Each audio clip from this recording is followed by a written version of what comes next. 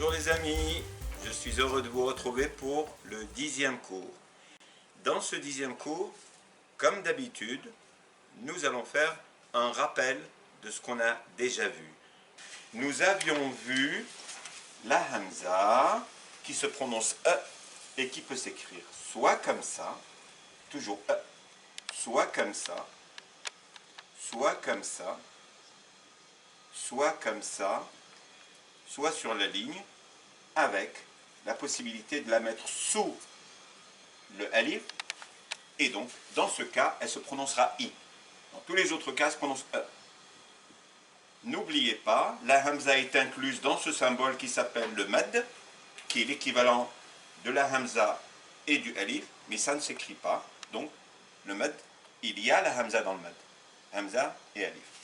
Nous avons vu la lettre ba, un point en bas. Nous avons vu la lettre alif, pardon, j'ai commencé par le bas, après la hamza, j'aurais dû commencer par le alif, mais c'est pas grave. Le alif qui s'écrit comme ça ou comme ça pour la fin, et qui se prononce donc hamza, elle se prononce E, le bas se prononce B, le alif, il se prononce A, et on avait dit, mais c'était pas très important de le retenir, ça s'appelle alif mamdouda, et là, alif maqsoura. Ensuite, on a, dans la même forme du bas, on a le ta avec deux points en haut. Les points sont importants en arabe, faites attention. Ça n'est pas comme en français, le i et le j. Même si vous ne mettez pas deux points sur le i et sur le j, vous savez que c'est un i et un j. Ça n'est pas le cas du bas, absolument un point en bas, du ta, absolument deux points en haut, et du fa, trois points en haut. Ensuite, on a aussi appris, alors je vous rappelle le fa, attention, bout de langue entre les dents, le fa comme thank you.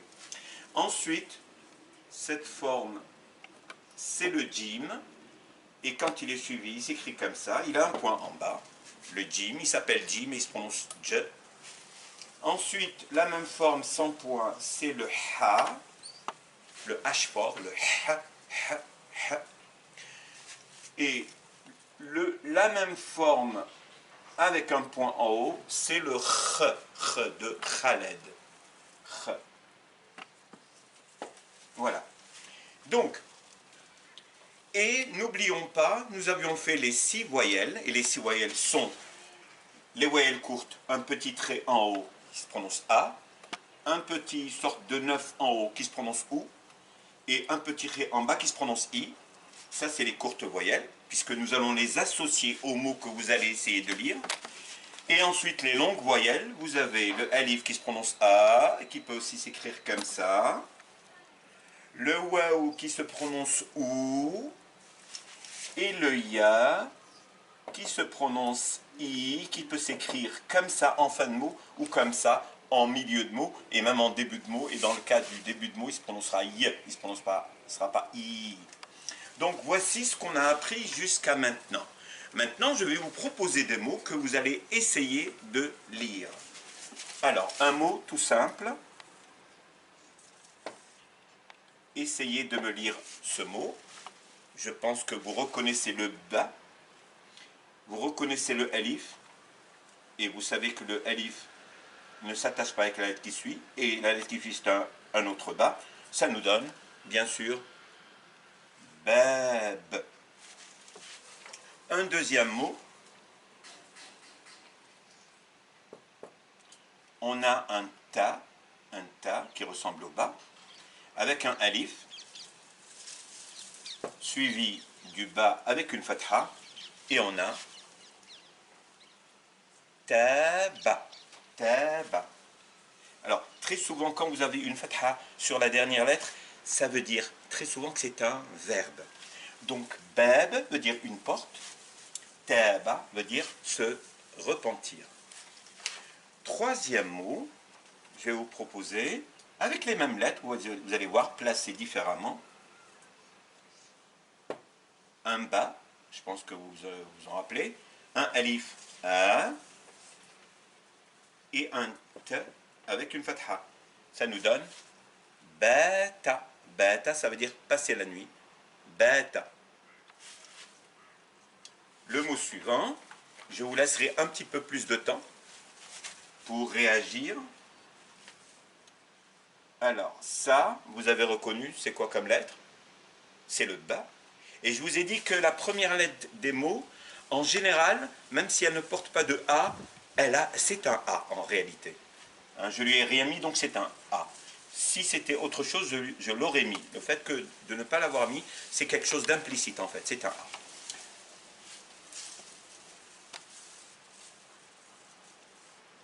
Et ça, vous vous rappelez de cette lettre? C'est le fait de thank you. Je lui ajoute une shadda, et vous vous rappelez à quoi sert la shadda? À appuyer sur la lettre. Et je lui ajoute une fatha, un A. Lisez-moi ce mot, s'il vous plaît. Bassa. Bassa, ça veut dire propager. Bassa al-khabar, propager l'information. Bassa. Le mot suivant, vous vous rappelez de cette lettre? Je pense que oui. Donc c'est un sa, suivi de quelle lettre?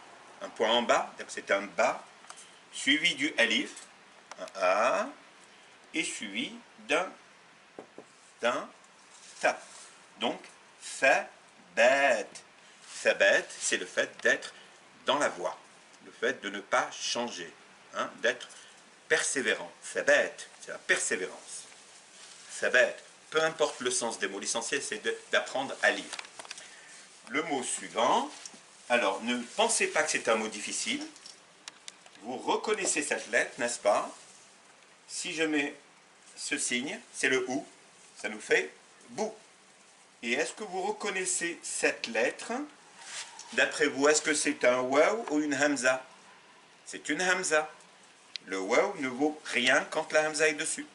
Donc ça, et la hamza se prononce comment? Donc lisez-moi ça. Bou. Et j'ajoute la même chose. C'est un mot composé de 2 syllabes équivalentes. Bo, bo, bo, bo veut dire la pupille de l'œil. Bo, bo. Voilà. Pardon, j'avais oublié de mettre la hamza dessus. Bo, bo. Maintenant, le mot suivant. Est-ce que vous vous rappelez de cette lettre? Vous vous rappelez? La lettre qui nous sourit, c'est le ta. On va lui ajouter cette lettre. C'est quoi cette lettre? C'est la longue voyelle ou. Ça nous fait tout. Et rappelez-vous, le waw ne s'attache pas avec ce qui suit. On va ajouter une autre lettre. C'est laquelle? C'est la même. Donc, c'est aussi un te. Et c'est quoi? C'est toutes. Et toutes, c'est les murs. Les murs. Vous savez, les murs qu'on cueille dans la forêt. Toutes. Continuons. Est-ce que vous vous rappelez de cette lettre? C'est le E. Mais comme elle est en début de mot, c'est A. Et est-ce que vous vous rappelez de cette lettre? Oui ou non? Je pense que si. C'est le F de thank you. Avec un alif, ça fait fa. Et est-ce qu'on attache la lettre suivante au alif? Ben non. Rappelez-vous. Ça nous fait asas. Asas. Ben, asas, c'est les meubles. On continue. Est-ce que vous vous rappelez de cette lettre? Bien sûr que oui. Vous êtes devenus des experts en hamza. A et la deuxième lettre, cette forme avec un point en haut. Vous vous rappelez? N'oubliez pas le kha de Khaled. Kha. Donc, c'est quoi cette lettre, ce mot? Akh. Akh est un frère. Est un frère. Regardez maintenant.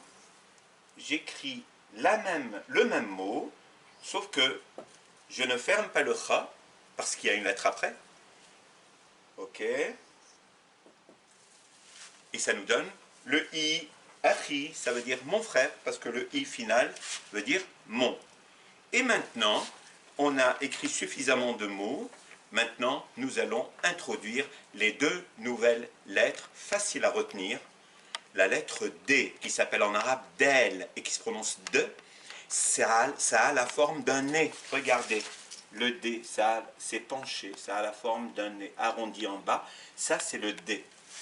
Et ça fait partie des lettres orphelines qui ne s'attachent pas avec ce qui suit. Et bien sûr qui s'attachent avec ce qui précède, comme toutes les lettres de l'alphabet.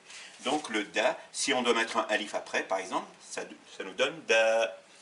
Donc le del, et l'autre lettre, c'est le the anglais de this. C'est la même lettre.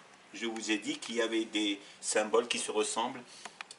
Donc del et zel. De et the. Le de et le the. Et le the, c'est une interdentale. The. Bout de langue entre les dents. On a vu le se, c'était une autre interdentale. Vous vous rappelez, le se, mais là c'est une autre interdentale, le the. Donc, del et zel. Je vais rapidement récapituler, commencer à partir du début de l'alphabet. Donc, regardez, Hamza, on va les écrire. Hamza, Elif, Ba, Ta, Tha, Jim, Ha, Kha, et enfin, les deux qu'on vient de faire, Del et Zel. Rappelez-vous, le alif et la hamza ne s'attachent pas avec ce qui suit. Le del ne s'attache pas avec ce qui suit. Et le zel ne s'attache pas avec ce qui suit. Et donc, voilà, le del et le zel ne s'attachent pas avec ce qui suit. Je rappelle, ça c'est le del, le d. Ça c'est le zel, le z. Et pour illustrer ces deux nouvelles lettres avec des mots, eh ben, on va prendre un mot, quelque chose qui nous casse souvent les pieds. Regardez, je vais prendre le zel. Le zel. Je vais mettre une damma, ça fait zou. Et le zel ne s'attachant pas avec ce qui suit, c'est la lettre B que vous connaissez. On met un alif, ça nous donne quoi? Zouba. Et il y a une autre lettre. Est-ce qu'on l'attache au alif ou pas? Non. Le ba et la marque du féminin qui se prononce aïe, qui s'appelle tamarbuta. Lisez-moi ça. Zoubaba, c'est une mouche. Et maintenant, je vous donne un autre mot avec le del. C'est le da, regardez, je ne l'attache pas avec la lettre qui suit. Le ra que vous n'avez pas encore fait. Et enfin, le ra ne s'attache pas avec ce qui suit aussi, vous allez le voir plus tard. Et la lettre sin. Et ça nous donne dars. Dars veut dire un cours. Voilà, nous avons fini notre cours. Je vous remercie de m'avoir suivi. Et si vous voulez recevoir les prochains cours, abonnez-vous à ma chaîne. Et aussi, likez si vous avez aimé le contenu.